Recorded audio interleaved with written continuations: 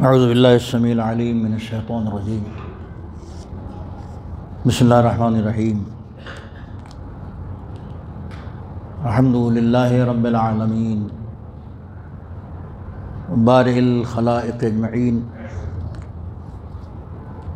والصلاة والسلام علی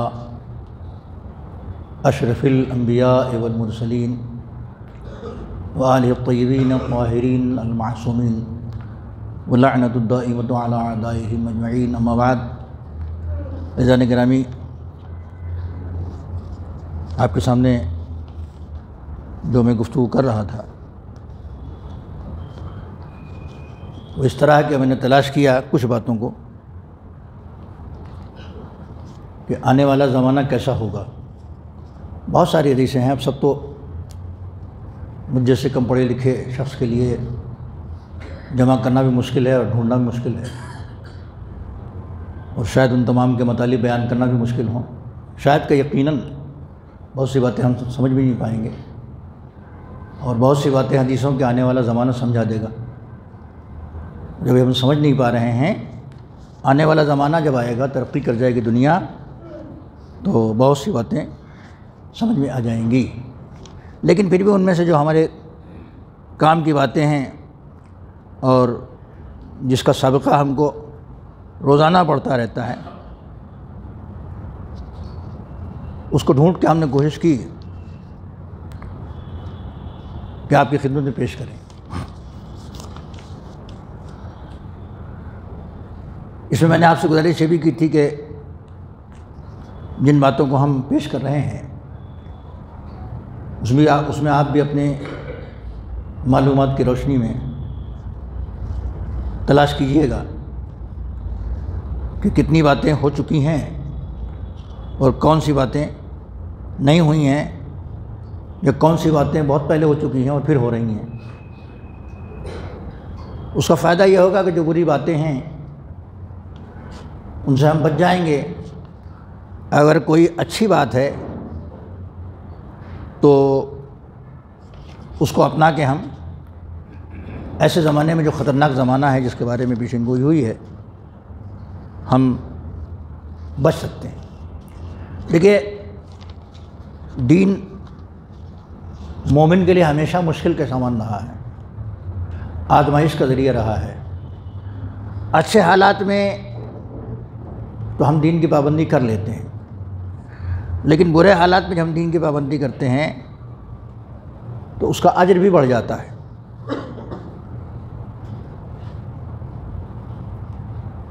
اگر حضور نے، ائمہ نے پیشین گوئی کی اور بتایا کہ بڑا خراب زمانہ آنے والا ہے، تو تم ہوشیار رہنا، لیکن کیا خراب زمانے میں ہم اپنا دین بچا سکتے ہیں کہ نہیں؟ مذہب نے راستہ بنا رکھا ہے، تقیے کا راستہ ہے، توریے کا راستہ ہے، وہ ایک الگ راستہ ہے۔ اس کے مصداق ہیں کہ کہاں کرنا چاہیے، کہاں نہیں کرنا چاہیے۔ لیکن ایک چیز تو آپ ہمیشہ مشترک پائیں گے کہ جہاں تک امکان میں ہو ظالم کا ساتھ مت دینا۔ اب اگر ظالم کا ظلم اتنا بڑھ جائے جو تمہارے برداشت سے باہر ہو، ایک الگ مسئلہ ہے، لیکن اگر برداشت کر سکتے ہو تو تم برداشت کر لے جانا۔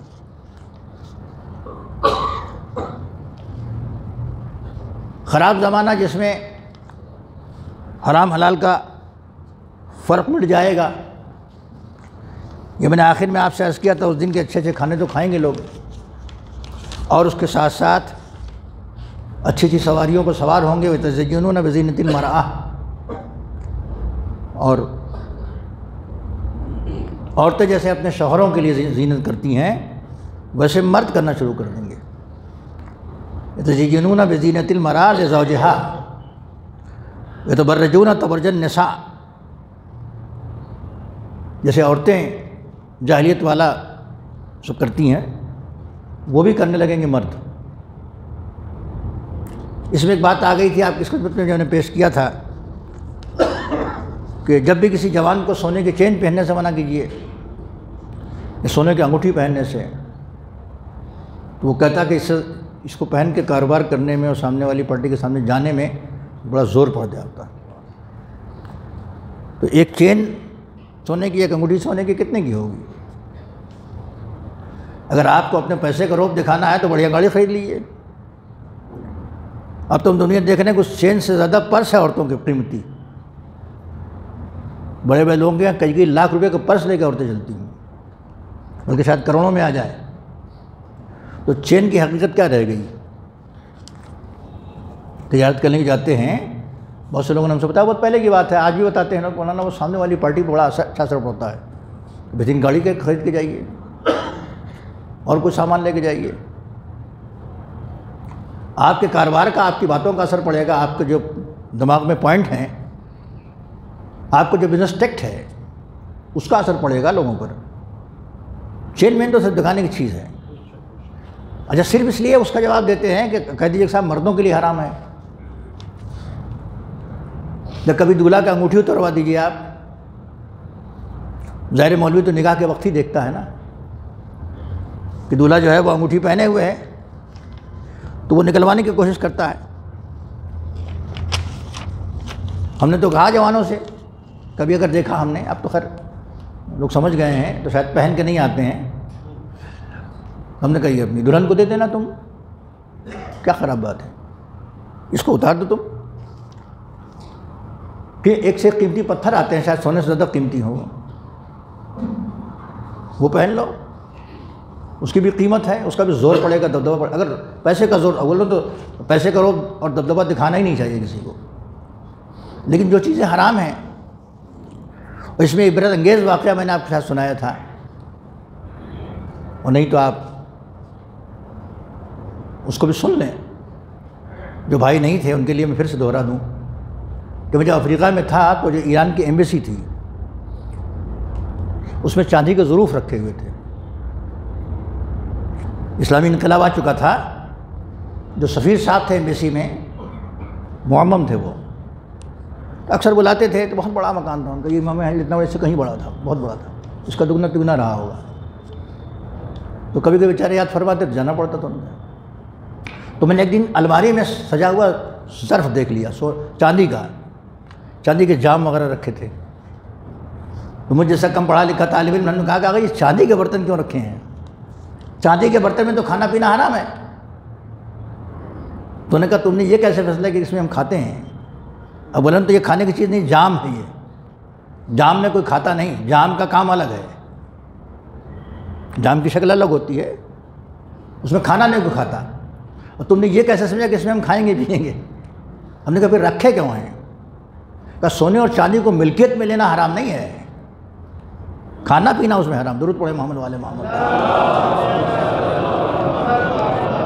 ظاہر ہے کہ انقلاب ایران کے بعد ان کے لیے بڑے مشکلات آ گئے. پردے کا مسئلہ اٹھا. جو حکومتی پیمانے پر لوگ وہاں تھے، وہ حکومت کے بڑے عہدیداروں سے ملنے کا مسئلہ ان کے لیے آیا. تو اگر کوئی روحانی عالم دین سفیر بن کے جائے گا یا اس طرح ہوگا تو وہ ان سب چیزوں کا بھی خیال رکھے گا. اور وہ مرحوم تھے، مرحوم ہو گئے، اب تو اپنے نہیں رہے، معمم تھے، تو پوری پابندی اس کی کیا کرتے تھے. ان چیزوں کی پوری پابندی کرتے تھے، جس میں اس کی پابندی انہوں نے کہا دیکھو یہ جو ہے ظرف رکھا ہوا ہے، یہ برتن رکھا ہوا ہے چاندی کا، یہ ہم کھانے پینے کے نہیں رکھے ہیں، اس کو پھینک تو نہیں دیں گے، توڑ تو نہیں دیں گے. یہ پہلے اس کی ملکیت تھی اور اب ملکیت ایران کی ہے. یہ شاہ پہلے ایران کی چیزوں کو اپنا سمجھتا تھا، ہم جمہوری اسلامی کی چیزیں سمجھتے ہیں. لہٰذا اس ملکیت کو ہم ضائع نہیں کر سکتے. کھانا پینا حرام ہے، اور ملکیت میں رکھنا حرام نہیں ہے. تو مرد کے لیے سونا پہننا حرام ہے، اور مرد عورت دونوں کے لیے چاندی اور سونے کے برتن میں کھانا پینا حرام ہے. اب کون کھاتا پیتا ہے؟ لیکن ابھی بھی ہیں لوگ دنیا میں، جب 3 لاکھ روپے کی چائے پینے والے لوگ موجود ہیں، تو سونے چاندی کے برتن کیا حقیقت اس کی ہے. بہرحال زمانہ خراب آئے گا، اور خراب زمانہ آئے گا تو اس میں انسان کو پھونک پھونک کے قدم رکھنا پڑے گا. حضور فرماتے ہیں کہ سیاتی قال رسول اللہ صلی اللہ علیہ وسلم سیاتی قوم من بعدکم الرجل منکم لہو اجر 50 منکم. ایسے لوگ آئیں گے آنے والے زمانے میں، تمہیں میں سے لوگ آئیں گے کہ جب وہ عمل کریں گے تو ان کے عمل کا اجر جو ہے تمہارے عمل سے 50 گنا زیادہ ملے گا۔ یہ پیغمبر اپنے اصحاب کے درمیان فرما رہے تھے کہ ایک زمانہ آئے گا کہ ایسے لوگ آئیں گے کہ جب وہ عمل کریں گے تو ان کے عمل کی جزا تمہاری جزا سے 50 گنا زیادہ ہوگی۔ ابھی تک تو میں نے آپ کو حدیثیں سنائی جو بہت ڈرانے والی تھیں، ابھی ذرا خوش کرنے والے بھی ہیں۔ دونوں باتیں ہونی چاہیے، خالی ڈرانا مولوی کا کام نہیں ہوتا۔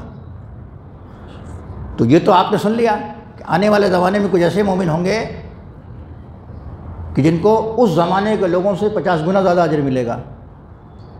تو آپ کو تعجب ہوا یا نہ ہوا یہ سن کے، لیکن اصحاب کرام کو تعجب ہوا۔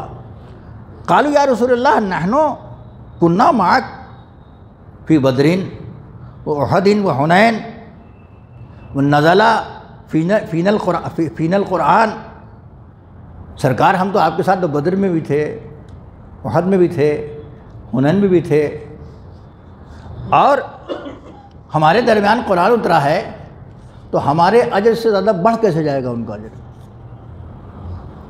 سوال نیچرل ہے۔ جو سرکار کے سامنے ایمان لائے ہوئے ہیں ان کا اجر زیادہ ہونا چاہیے، لیکن بہت سارے حدیثیں رکھی گئی ہیں، بنا لی گئی ہیں، موجود سرکار کا زمانہ، اس کے بعد اس کا زمانہ، بانے والے تابعین کا زمانہ، طبع تابعین کا زمانہ، یہ سب حدیثیں موجود ہیں۔ تب ان کو تعجب تو ہوگا کہ جو آنے والے مومنین ہیں ان کا ہم سے 50 گنا زیادہ کیسے ملے گا؟ ہم تو بدر میں آپ کے ساتھ شریک رہے، ہم تو احد میں آپ کے ساتھ شریک رہے، ہم تو حنین میں آپ کے ساتھ شریک رہے، ہمارے درمیان ہی قرآن اترا، ہم لوگ درمیان تو اترا نہیں ہے، جو ان کے سامنے تھے ان کے درمیان قرآن۔ قال انکم ان تحملوا ما حملوا لم تصبروا صبرہم۔ اللہ اللہ، حضور نے فرمایا کہ تمہارے اوپر اگر وہ بوجھ لاد دیا جائے جو ان کے اوپر لادا جائے گا تو تم اس طرح صبر نہیں کر سکتے جیسے انہوں نے صبر، جو آنے والے لوگ صبر کریں گے۔ درود پڑھے محمد والے محمد۔ یعنی جہاں آنے والا زمانہ خراب ہوگا اور لوگ خراب ہو جائیں گے، وہاں اچھے لوگ بھی ہوں گے۔ سرکار کے صحابہ کو تعجب ہونا ہی چاہیے تھا کہ بھئی ہم آپ کے زمانے میں ہیں، سرکار کا زمانہ دیکھا ہے، دیدار پیغمبر کر رہے ہیں، سب کا دیدار ہو رہا ہے، تو ان کا اجر ہم سے زیادہ کیسے ہو جائے گا؟ قرآن ہمارے سامنے نازل ہو رہا ہے، آیتیں آ رہی اترتے دیکھ رہے ہیں، آپ خود آپ کے دہن اقدس سے ہم سن رہے ہیں، ان جنگوں میں ہم خود شریک ہوئے آپ کے ساتھ ساتھ۔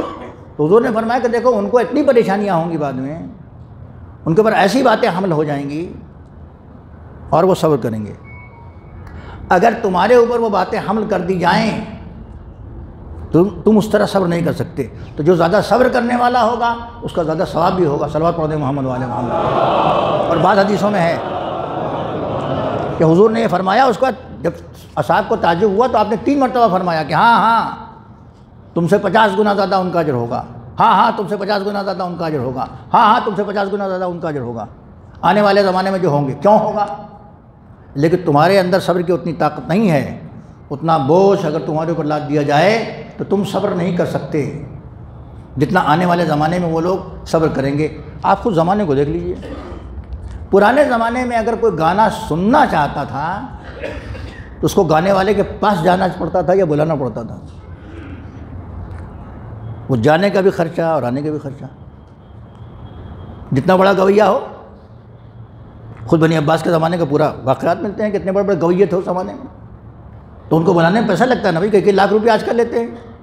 پروگرام کیجئے، جائیے، سب کچھ کیجئے، اس کو جا کے وہاں گانا سنیے، حرام کام۔ تو حرام کام میں کتنا خرچہ لگتا تھا؟ جب اتنا پیسہ کسی کے پاس ہو تو بڑے فنکشن میں ٹکٹ لے کے یا کیسے بھی انتظام کر کے جائے، وہ جس کے پاس نہ ہو وہ کیسے برائی کرے گا؟ تو اب اس زمانے برائی کرنا بھی مشکل تھا اور اچھا کام کرنا بھی بڑا مشکل تھا۔ حج کے لیے کوئی جانا چاہے تو یا پیدل جائے یا اونٹ کی سواری سے جائے، دھوپ میں مشقت کر کے جائے تو ثواب حاصل کرے گا۔ آج ثواب حاصل کرنا بھی آسان ہے اور گناہ کرنا بھی آسان ہے کہ نہیں آسان ہے؟ ایسا ہوا ہوائی جہاز سے چلے گئے پانی کا جہاز تو بند ہو گیا اب یہاں سے. پہلے پانی کے جہاز سے جاتے تو کئی کئی دن کا سفر ہوتا تھا، بلکہ مہینوں کا سفر ہوتا تھا. پہلے جاتے تھے اس زمانے میں تو کئی کئی مہینوں کا سفر ہوتا تھا. کچھ لوگ تو دودھ بخشوا کے اور مہر بخشوا کے جاتے تھے، اور محلے والوں سے معافی مانگ کے پتہ نہیں آئیں گے کہ نہیں آئیں گے. آپ کا زمانہ یہ ہے کہ اس جمعے کو یہاں نظر آ رہے ہیں، دوسرے جمعے کو پتہ چلا پھر نظر آ رہے ہیں. بولتا یہ زمزم ہے کیا؟ زمزم کہاں سے ملا بھائی؟ کہ حج کر کے آ رہا ہوں. اتنی جلدی آپ حج کر کے آ گئے؟ کہاں آ گئے؟ 5 دن کا تھا، میں پہنچا بس فوراً ایسے ایسے میں نے عمل کیا اور چلا آیا، پہلی فلائٹ سے چلا آیا. تو یہ اچھا کام کرنا بھی کتنا آسان ہو گیا ہے، اور برا کام کرنا. اس کی ایک مثال میں نے آپ کے سامنے پیش کیا. اگر کوئی گانا سننا چاہتا تو یا گویے کے پاس جاتا یا اس کو بلاتا. جانے میں بھی خرچہ، آنے میں بھی خرچہ. اب جتنی بری سے بری چیز چاہیے سب آپ کی جیب میں ہے. آپ کی جیب میں ہماری جیب میں بھی ہے، بس ہاتھ اور بٹن دبانے کی ضرورت ہے دوستو. ہیں آپ نے دیکھا ہوگا جس کے ہاتھ موبائل اس سے صبر نہیں ہوتا. ابھی ذرا صاحب سے بات کی چلانے لگے فوراً. ذرا صاحب سے بات کی ایسے کر لیا، دیکھ لیا ٹون ٹون بج رہا ہے. وہ کیا دیکھ رہے ہیں بھائی؟ پتہ نہیں کون سا میسج آ گیا. وہ ہر وقت بات بھی ہوتی رہتی ہے اور چلتا بھی رہتا ہے، چاہے اس کی گھنٹی بند کر دیں مگر ایک ہلکی سی گھنٹی اس میں ہوتی ہے جس سے یہ متوجہ ہوتا رہتا ہے. یعنی اس کی گھنٹی بجے نہ بجے اس کی گھنٹی بج جاتی ہے. تو کتنا آسان ہو گیا ہے گناہ کا کرنا. اس میں اچھی چیزیں بھی ہیں اور بری چیزیں بھی ہیں. کوئی آدمی موبائل کے پاس تھوڑی دیر تک چین سے نہیں بیٹھتا. آپ نے سفر بہت کیا ہوگا، آپ نے دیکھا ہوگا سفر میں مومنین لوگ مل جاتے تھے ساتھی تو گھنٹوں گھنٹوں بڑی باتیں ہوتی تھیں. آپ کہاں کے رہنے والے، آپ کیسے ہیں، کیا ہے، خیر خیریت پوچھتے تھے لوگ. اور اس کے بعد پھر سوتے ٹائم تک، سوتے وقت تک باتیں ہوتی رہتی تھی. اب میں نے دیکھا ٹرینوں میں کوئی بات ہی نہیں کر رہا ہے.